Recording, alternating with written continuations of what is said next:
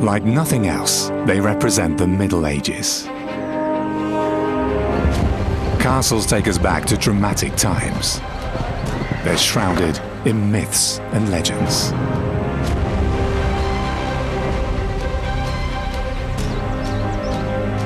Castles are places where people lived and worked and died. They were economic centers, fortified homes, and sites of countless battles. They become part of the European heritage. History was made in any castle. Yet what if the enemy was at the gates?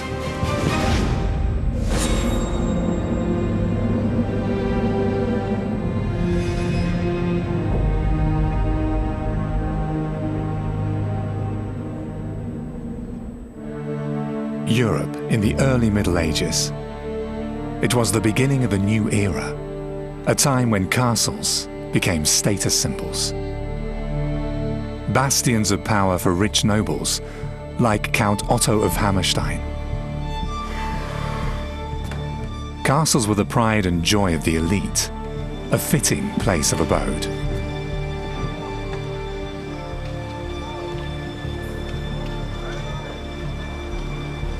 A preacher, Berthold of Regensburg, wrote about them, "We have to kneel in front of you, to rise in front of you, and one has to fear you. You have a lot of space around you, you ride and you walk in splendor, and you have towering castles and fair ladies." The nobility was highly class conscious, and this was reflected in their homes, their clothing, and their food.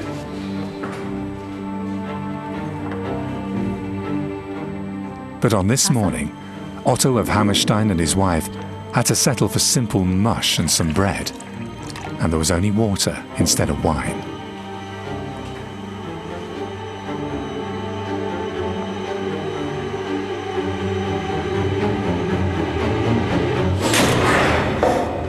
The reason for this meager meal: outside the walls of Otto's proud castle, troops, led by the emperor himself, had begun to lay siege to the fortress. Emperor Henry II was hell-bent on taking Castle Hammerstein at all costs. Yet, due to its position, Hammerstein was near invulnerable, and Henry lacked the means to storm it with a direct charge.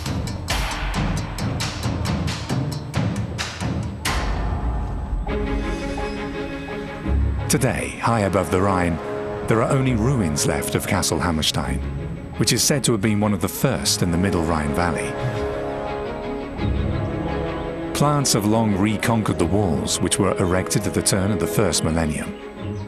Allegedly, Otto himself built the castle and duly named it Hammerstein. The possessions of his family spread out east of the Middle Rhine. Legacies and the dowry of his wife had increased his position in the country. A growing threat to the emperor, whose power was constantly challenged by self-confident lords throughout his realm. Otto, for instance, had a number of castles laid out over his fiefdom, like a net with which to strengthen his power. Or at least, so it seemed, since castles as such were merely static strongholds. A safe base for soldiers placed at strategic points like valleys, rivers and lakes to pacify and administer the country. During the 11th century, their garrisons were mostly wooden motte and bailey castles, which were cost-effective and quickly built. Secured by ramparts and fosses as barriers to keep off unwelcome intruders. Quite like today, whether in the form of a garden fence or a factory wall. If you wanted to play it safe, you built in stone. Provided your purse and the resources of the surrounding area allowed it. For any attacker, a castle of solid stone with a tower and high walls was definitely a challenge.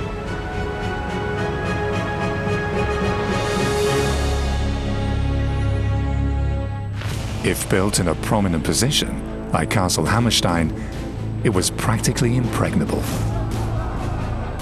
There were three ways to seize a castle: from beneath, by direct assault or by siege. Hammerstein's underground of solid rock, however, made tunnelling impossible. On the steep slopes, neither siege towers nor catapults could be put in place. Thus, the only option was to go for the castle gate. Yet there was only one way to get there, if you wanted to bring up a battering ram: the narrow access path beneath the wall. And from up there, the defenders could keep the attackers under continuous fire.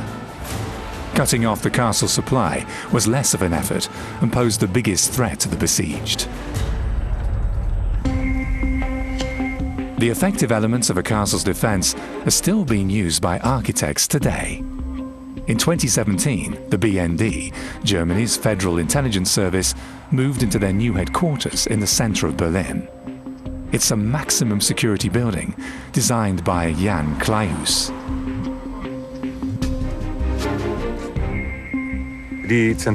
In a way, the center of the BND is comparable to a castle. Here we have a fence whose function is obvious and meant to be so. There is a ditch, and in certain parts the walls are extremely thick, just like in a castle. And finally, there is a windowless base. So, in principle, that is, metaphorically as well as architecturally, we have all the elements of a castle or fortress. Then, as today, the entrance poses a particular challenge to architects. It must provide security, but also reflect the importance of the residence. That too is an element we find in the architecture of medieval castles. The two gatehouses are meant to impress, like a portal bearing the owner's coat of arms. On the one hand, they serve as an entry for the employees, yet at the same time, they function as a prestigious ramp.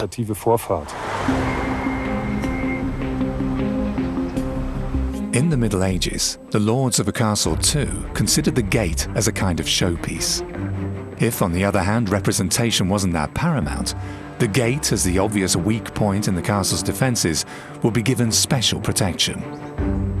You'd have crenels and loopholes through which attackers could be fought with arrows and stones. Next, a portcullis would back up a solid wooden gate.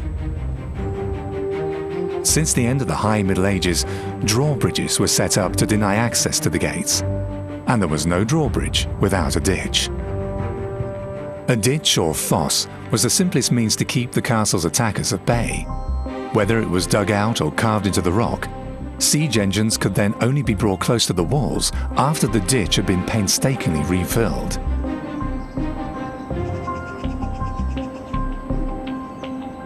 A water-filled ditch or moat also contributed towards sustaining the castle's inhabitants.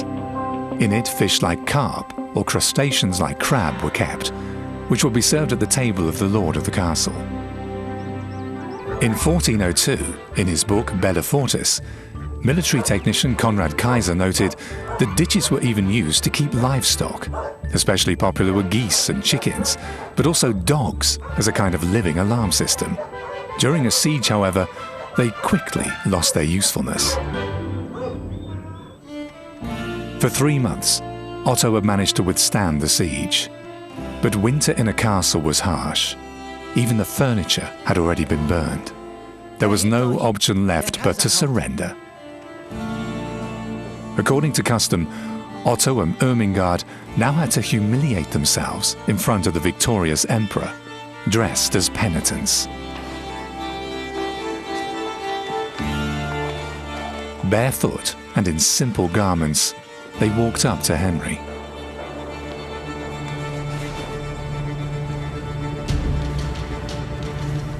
First, they had to plead guilty to having brought about the conflict. Then, they had to implore forgiveness. Henry II didn't grant mercy as easily as his predecessors. To him, clemency was only one option. In the case of unyielding resistance, he did not hesitate to impose the death penalty on an aristocratic opponent.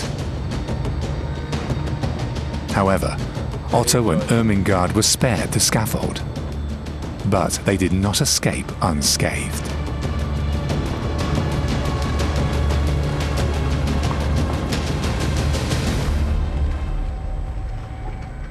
Otto's possessions were confiscated.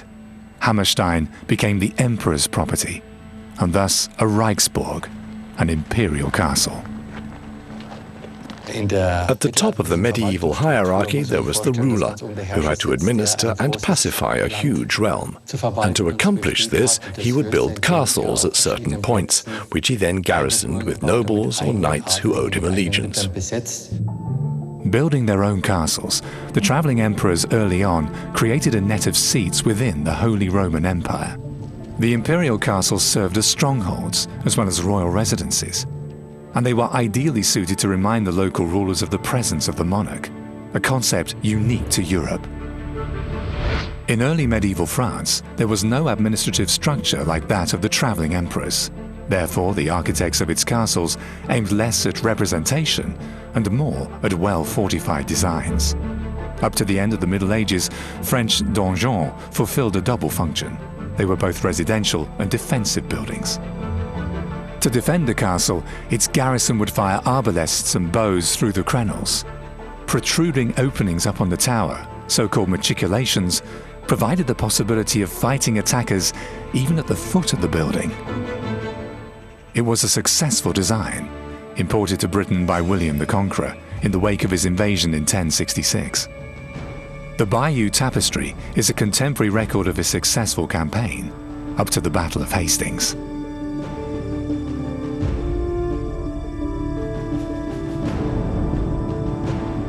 It also shows the pillars of his policy of conquest, the castles by which he secured the country.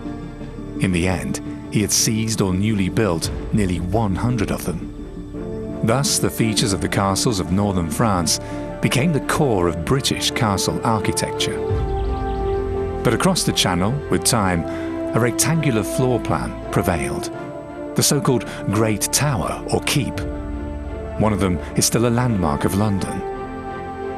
The White Tower, commissioned by William the Conqueror. The reason for building a building like the White Tower is you can combine three things in one building. One is a residence. It is undoubtedly defensive. I mean, you could defend the White Tower against an army for a long time. And thirdly, and most importantly, it looks great. A tower is always something that dominates the landscape. It always catches the eye. It always sends a message to you about the power of the person who owns it. Copying the White Tower was a kind of industry in the 12th century, and the details of its construction were referred to by all the designers of great towers thereafter.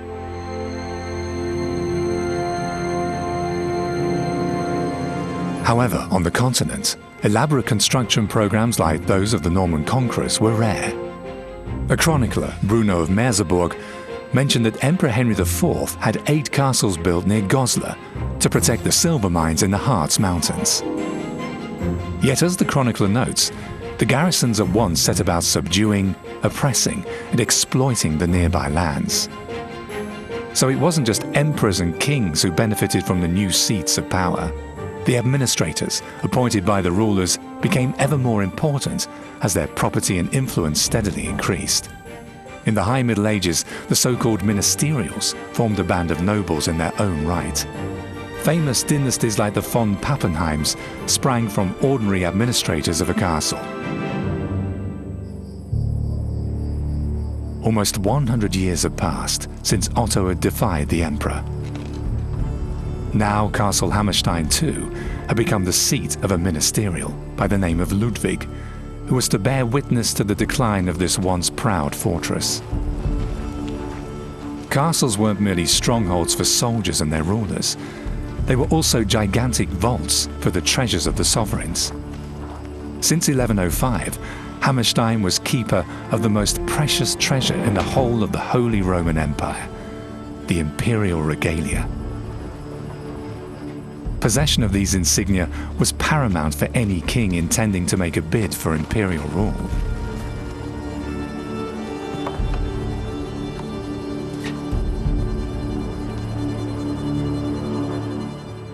Replicas of the scepter, the sword, the imperial crown, and the holy lance bear witness to the former treasury's splendor. If an emperor was crowned without the imperial regalia, the legitimacy of his rule would be doubted from the very beginning. Thus, to protect them from unauthorized access, They were kept in the empire's safest castles.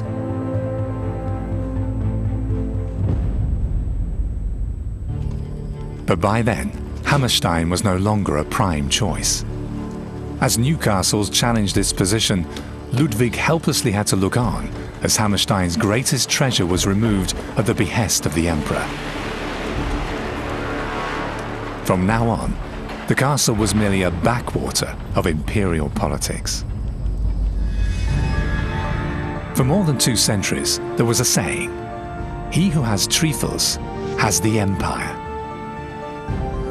In 1125, the imperial regalia found a new treasury in the Palatinate, and Castle Trifles became the most important site in the Holy Roman Empire.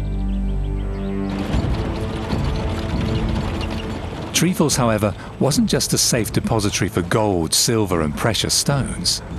In spring 1193, the most valuable prisoner of his time was brought here.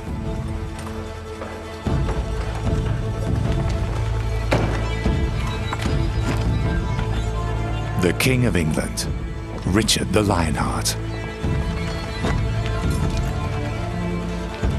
He had become a hostage of Emperor Henry VI.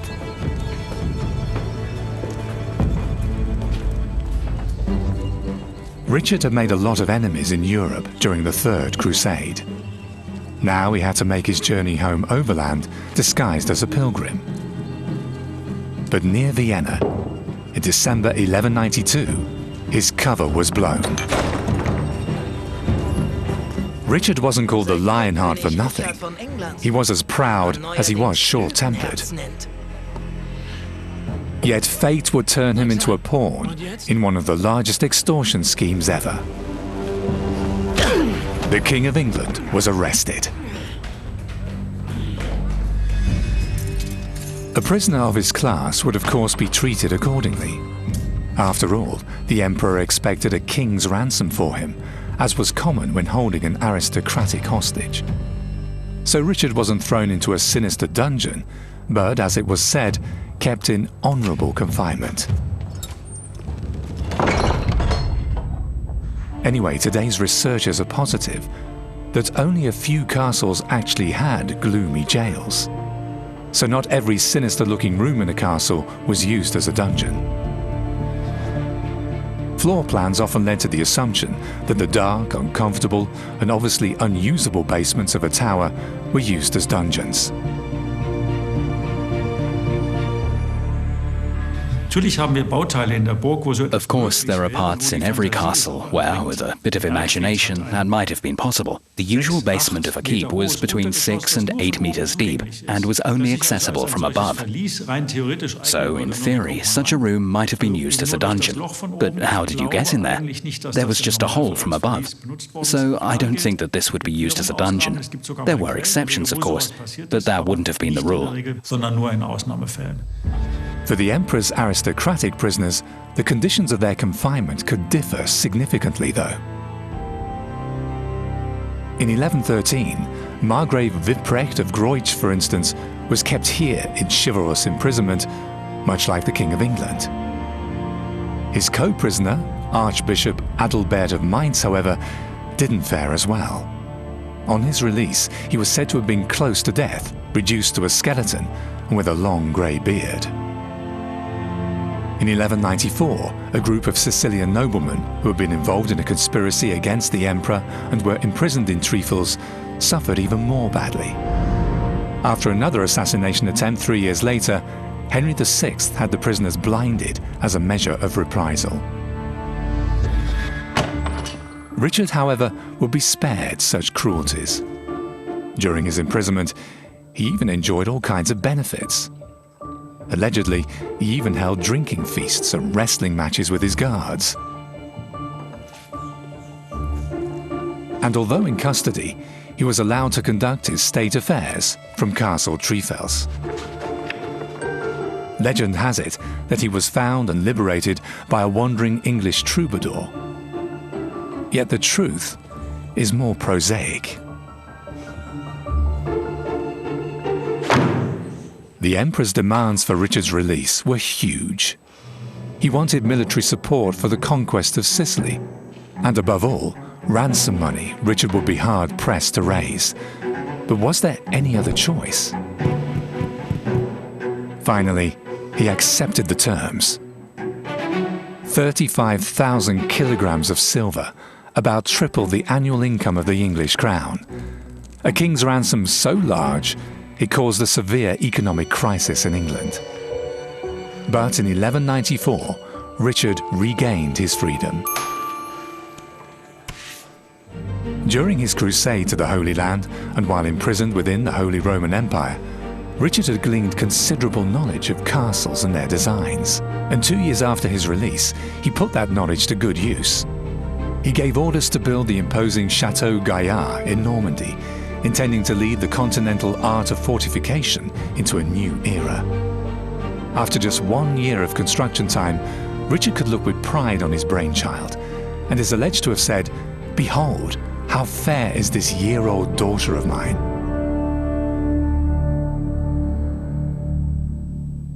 On a beaucoup dit que Château Gaillard Chateau Gaillard was long considered to be the first castle incorporating the revolutionary step from 12th century passive fortification to active defense. Today we view this a little differently, because Chateau Gaillard has neither predecessors nor successors. It's very difficult to identify any particular piece of the apparatus of military architecture which you can say, right, that occurs first in the Levant and then second in Europe, and it must have been copied. The Crusaders of various periods came back with an impression of not Islamic fortifications, but Byzantine fortifications. But just 8 years later, Richard's attempt to establish a new architectural design for an impregnable castle failed. In 1204, the French king Philip II attacked Chateau Gaillard with 6,000 men. They overcame the first wall using a siege tower. Then, crawling through a lowly positioned latrine, they reached the second courtyard.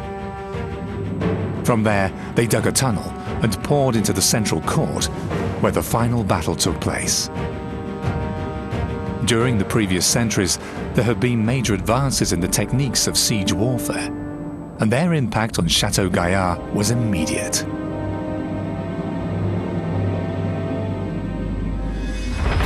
If a castle was skillfully placed, however, it was rarely possible to use siege engines, and any direct charge would result in heavy losses.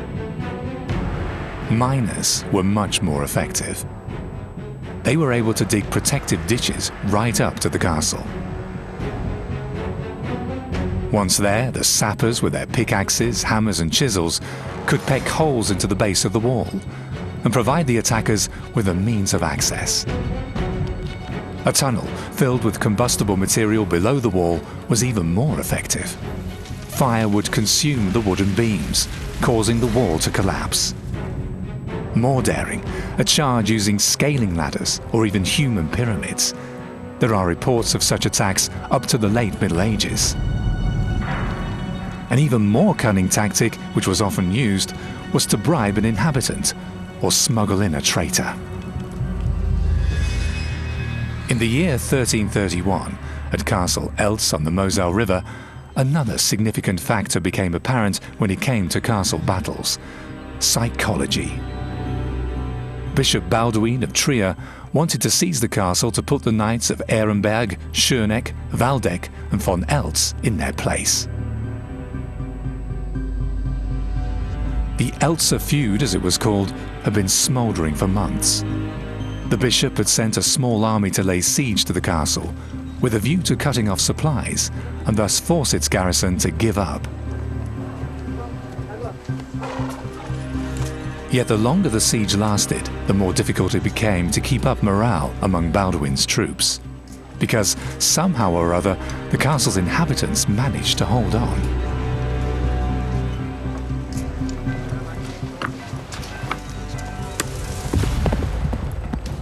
Time and again, the Eltzers succeeded in smuggling provisions into the castle. The siege had turned into an endless game of cat and mouse, and with persistent failure, the ranks of the besieging army began to thin out alarmingly.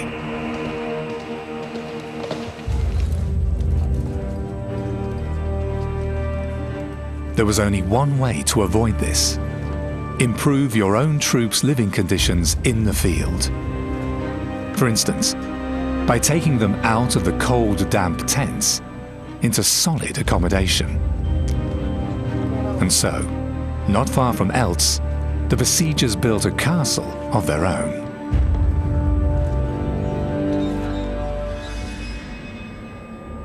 Today there are only a few ruins left of this counter-castle, or Trutzburg, just a few hundred meters away from Castle Eltz itself.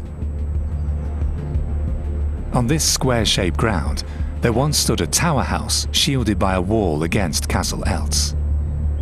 Its position is crucial. Despite the proximity to their fortress, the Eltzers were unable to prevent its construction. A building like this must have put huge psychological pressure on the besieged. The counter-castle was used again and again as a stratagem. In the Hessian town of Runkel, its eponymous castle still dominates the site. Opposite Runkel, Castle Schadeck was finished in 1288. Castles like this were an excellent method of demonstrating to your opponents, we are here to stay. There were many factors that determined the duration of a siege. The attacker's tenacity and the perseverance of the besieged were among the most significant. Castle Rheinfels above Saint-Gouard and Chateau Montségur in the Pyrenees each put up resistance for nearly 1 year. Castle Turand on the Moselle River, as well as Chateau Gaillard in Normandy, even withstood for 2 years. They were the prime examples of what could be achieved in the defense of a well-fortified site, like that of Castle Eltz too. Yet only if a castle was well prepared would it hold out that long. But this called for the defenders to stockpile sufficient supplies of food, which could be stored for a long time. The best way to capture a castle is to starve it out, because no castle is impregnable. You often hear the impregnable castle of this, that, or the other. There's no such thing. You can have a castle which is pretty much impregnable against physical attack, but no castle can hold out forever because the people within it have to eat and they have to drink. And if those things run out, you're finished. So even a lot of provisions weren't much use if the water supply were to dry up, and a single person is estimated to consume about 5 liters per day. A spring inside the castle grounds was rare, and any water supply lines from the outside could easily be cut.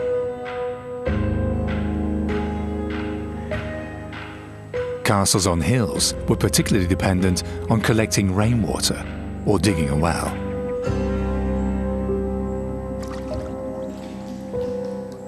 The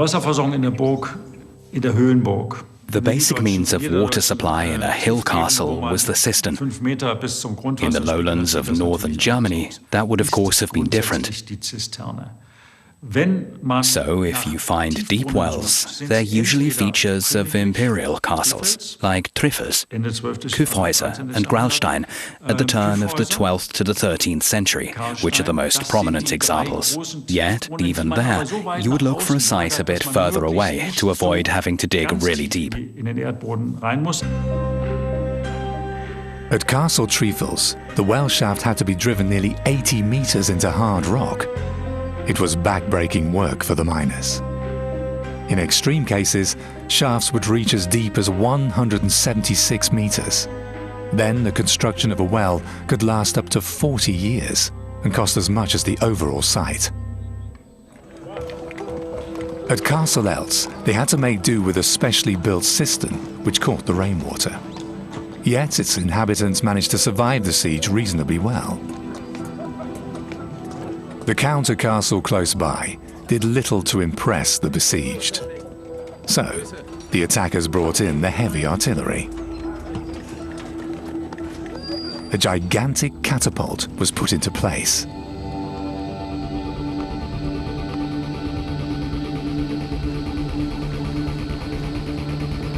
And then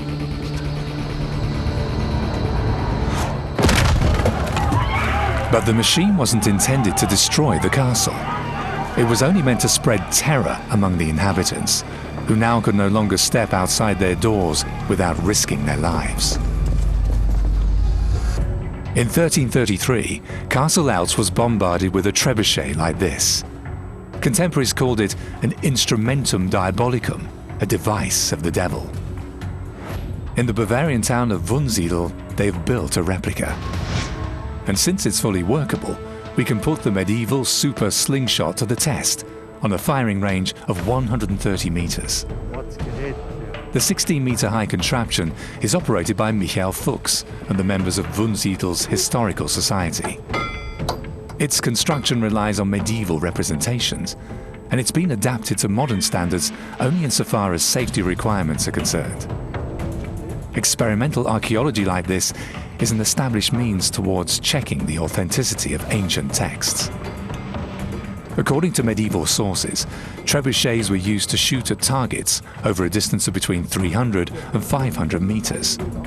Tests have shown that at full capacity, trebuchets are able to hurl stone balls of 75 kilograms over a distance of 1 kilometer onto a target of just 5 square meters.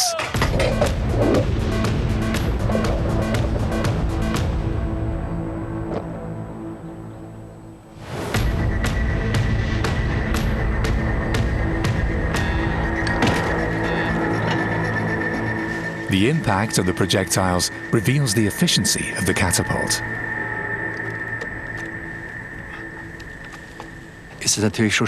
Of course, it's fascinating to see the impact of such a device. It's easy to imagine what would have happened to a castle under such fire. The projectiles wouldn't have smashed the walls, but you could have demolished the battlements and aimed at the weak points of a castle, which was actually a sitting duck.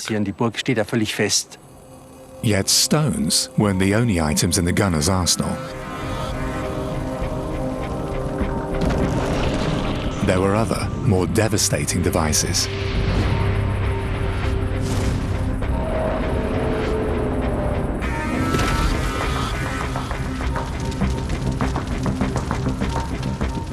One of those who published his observations on the application of the devilish devices was an Italian engineer from Siena named Taccola.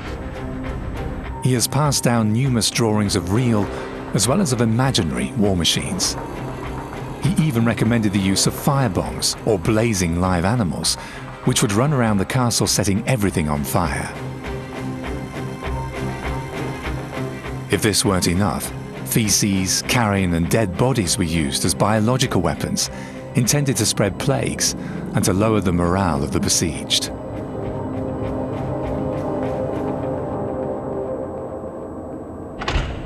In the highly religious Middle Ages, the besieged often prayed for divine intervention. Those who lacked confidence in the ways of the Lord opted for an earthier exit strategy.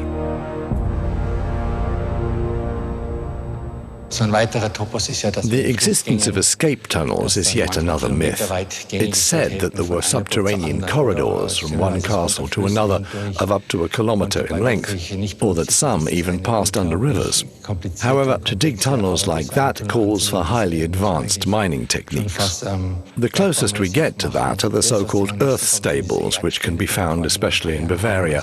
It's true they were dug in the Middle Ages and often served as shelters, but we know of only very few proper escape tunnels. Understandably so, since they harbored a definite risk and had to be constantly guarded. If a tunnel could lead you out of the castle, it might just as quickly lead you in.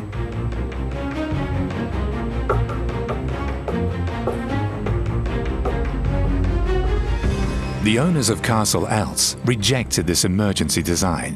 In 1333, after a massive bombardment by the trebuchet, the Knights of Eltz surrendered.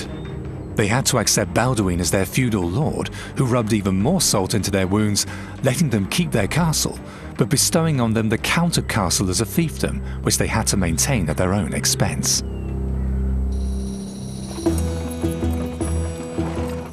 But 150 years later, a new era had begun. In the late Middle Ages, gunpowder weapons provided hitherto unknown opportunities to fight back.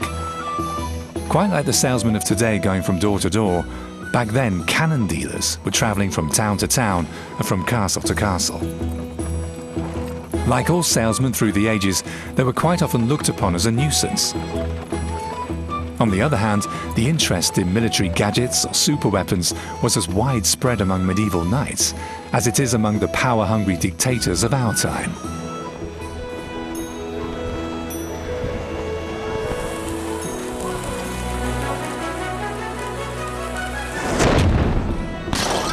Of course, they didn't travel with real guns, but with scaled-down models, included in the price when buying the original. Some of these miniature cannons can still be found at Castle Eltz. Its owners developed a veritable passion for collecting these models, since they were also used as children's toys. A cannonball from these models, we've tried it, will smash through some 15 centimeters of solid oak or rip off 3 heads in a row. That's just an estimate, of course, so you had to make sure that your kids didn't fool around with them. Yet there was still a long way to go until guns of that force became common. The first cannons impressed more because of their black powder explosions than their actual penetrative power. In Central Europe, it was the future Emperor Maximilian I who at the end of the 15th century ordered the production process of cannons to be perfected. His Book of Armaments features illustrations of his numerous guns, from the small field gun to the powerful bombard able to crack a castle. Emperor Maximilian went down in history not only as the first knight, but also as the first gunner of the empire.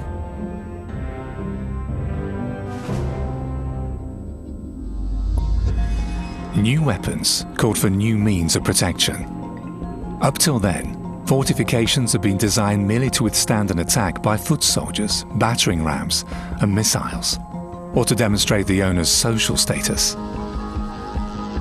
The keep, for instance, which from the 12th century onward became a characteristic element of castles in Central Europe, didn't serve any military purpose, but rather as a widely visible symbol of power. During the 13th century, the shield wall was another element intended to impress. Yet, as it was particularly high and massive, it doubled as a protective wall to shield the rest of the castle against bombardment by heavy catapults. At the same time, gatehouses, auxiliary towers protruding from the curtain, portcullises and drawbridges were introduced.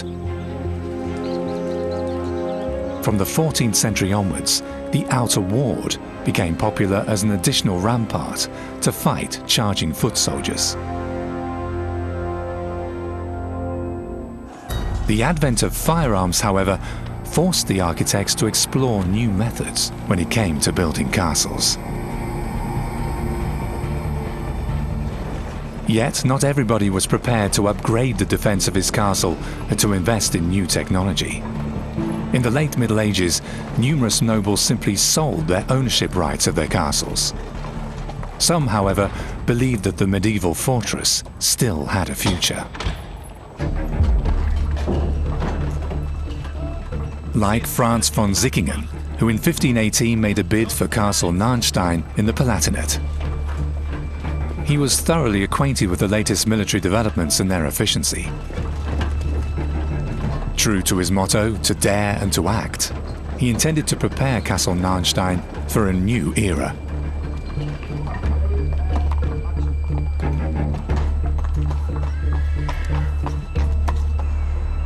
Von Sickingen, the archetype of a robber knight, deemed the castle's position as perfect for a retreat from his raids. High above Landstuhl, Narnstein rises on a huge red rock which gave it its name. For more than 3 centuries, it had dominated the area, but it was not prepared for artillery fire. All over Europe, architects developed new components to protect castles against ever more powerful weapons. In Lower Austria, at Castle Agstein, the owners used an array of massive blocking walls to make any attacker's access to the inner castle more difficult.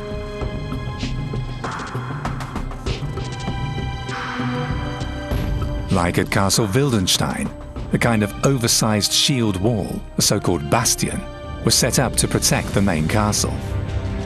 From up here, even the outer area of the castle could be defended with gunfire across the outer bailey.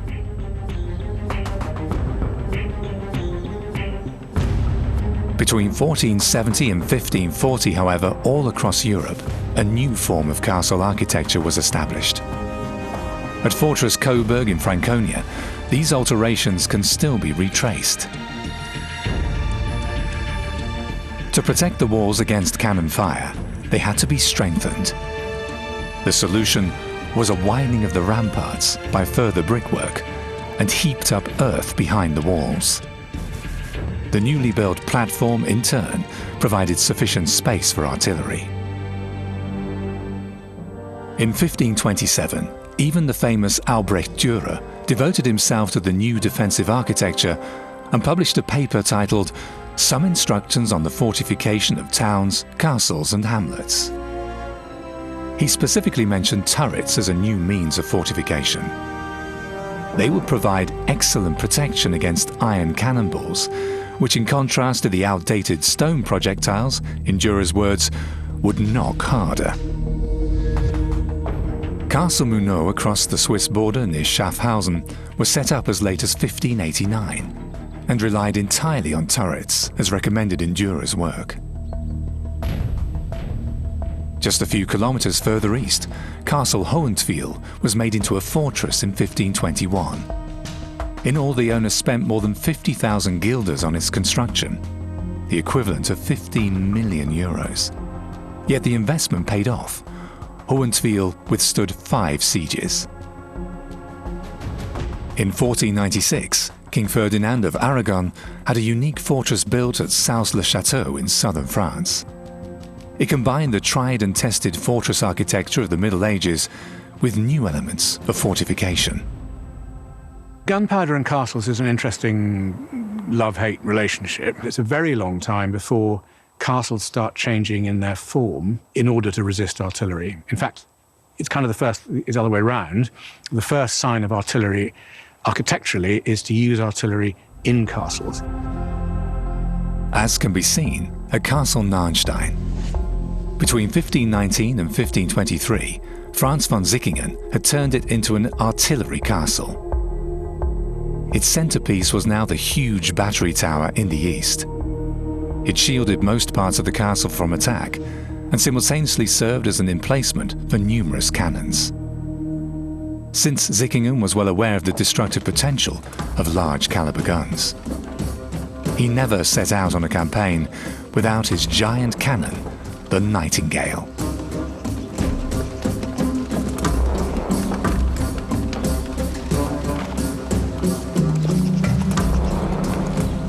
He even had a verse emblazoned on it. "Nightingale I'm called, sweet and lovely is my song. To whom I sing, the days are long." A cynical warning to the besieged. However, the mere presence of such a monstrous weapon could open the gates of castles and of towns. Handling a mega gun like the Nightingale could pose problems, though, especially in bad weather. Due to its sheer weight, the monster often got stuck underway and had to be pushed inch by inch. Yet for von Sickingen, the efforts paid off, earning his upkeep by waging war on other nobles and their castles, as well as on entire towns, and becoming one of the most dreaded robber knights of his time. He insisted on the time-honored right of a knight to wage feuds, in other words, to settle disputes by force of arms. Like today's collection agencies, feud entrepreneurs like Sickingen would also enforce recourse claims, be they justified or not. It was the last attempt by the knights to save their kind from oblivion. For centuries, they had been the elite forces on the battlefields of Europe, earning glory and considerable wealth.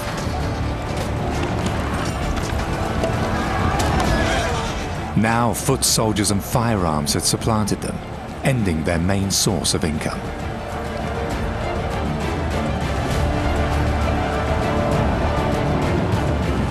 Their castles, too, dwindled in importance.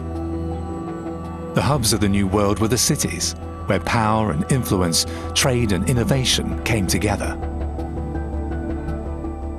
The old symbols of power were nothing more than reminders of a proud past. In the ancient center of Nuremberg, you can still find the Nassauer House.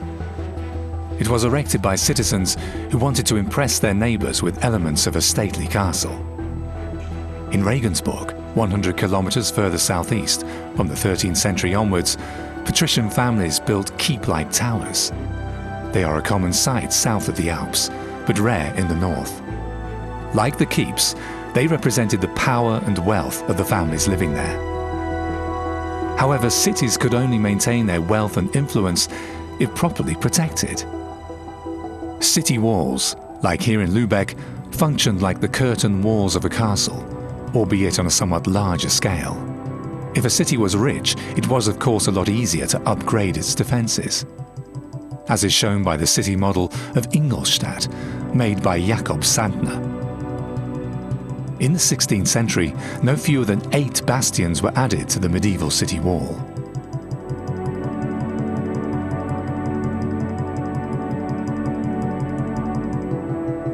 For Franz von Sickingen, his latest campaign against a well-fortified city ended in disaster.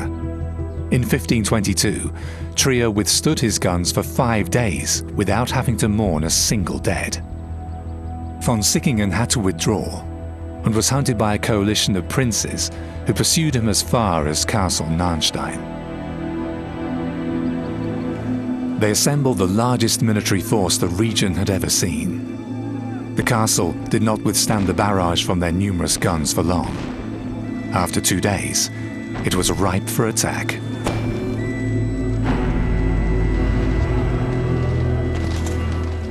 Franz von Sickingen had been heavily wounded by falling debris from the castle walls.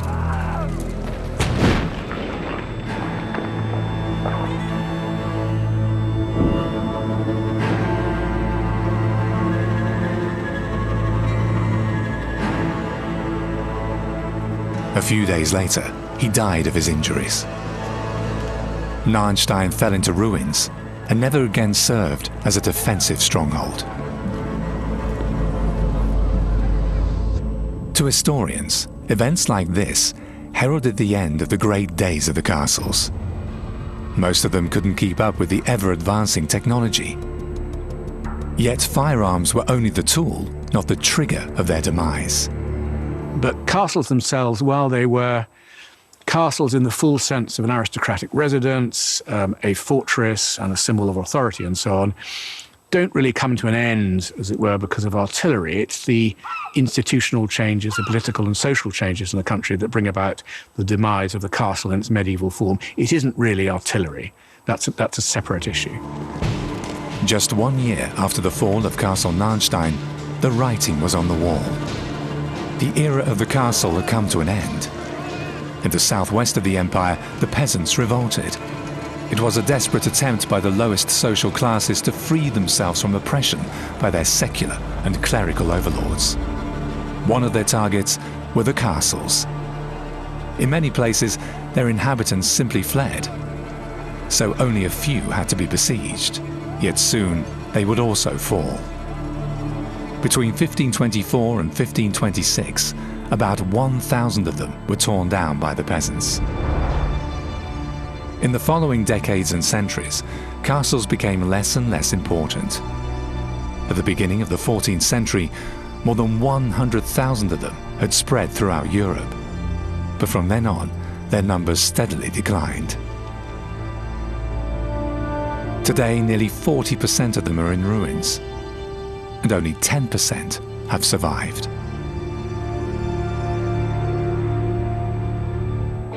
Yet, even if the age of the castles had come to an end, there was still a desire for a safe place. It was about this time that in a feud-stricken Italy, architects came up with a design that would shape Europe for the next 400 years. It was a time of transition for defensive military architecture. Engineers had to find solutions to provide the perfect means of protection regarding the new situation. This meant that fortifications were needed that could stand up to the new armory, since Italy during the 16th century was in a constant state of war.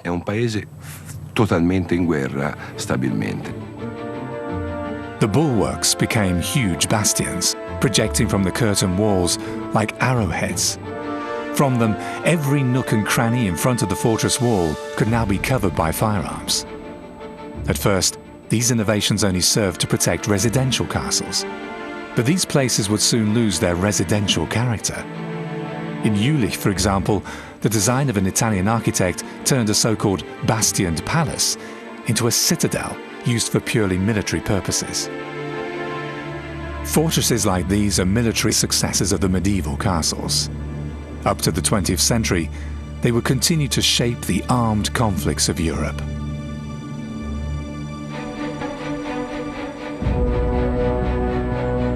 And the castles? For centuries, they merely served as landmarks or quarries. Then, at the end of the 18th century, perspectives changed. The emerging age of Romanticism rediscovered the ruins. Legends were woven around them. Poets extolled their decayed splendor. Even new castles were built, reflecting a glorified view of the past. Castles became sites of historical remembrance. No other type of building symbolizes an entire era in the way the castle represents the European Middle Ages. And to this very day, many of them doze like a sleeping beauty, deep within the forests, covered by greenery. For others, which down the centuries were altered by repeated rebuilding, there are plans to restore them to their original condition. But doesn't this mean negating the eventful history of these impressive buildings? Hasn't every era the right to leave its traces on these bastions of power?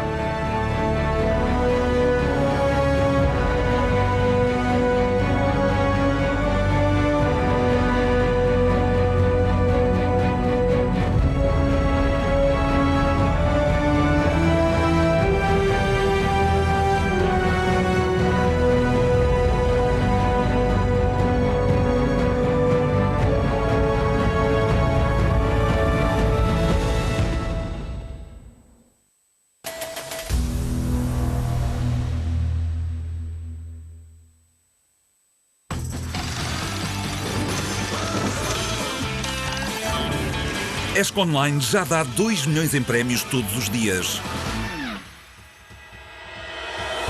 ESC Online é o outro campeonato.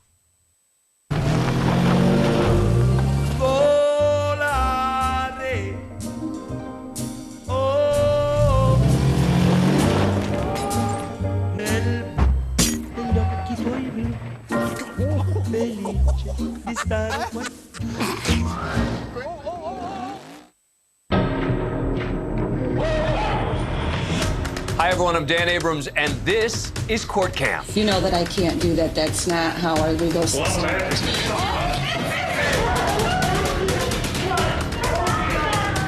Court Cam, segunda 20, só no Crime and Investigation.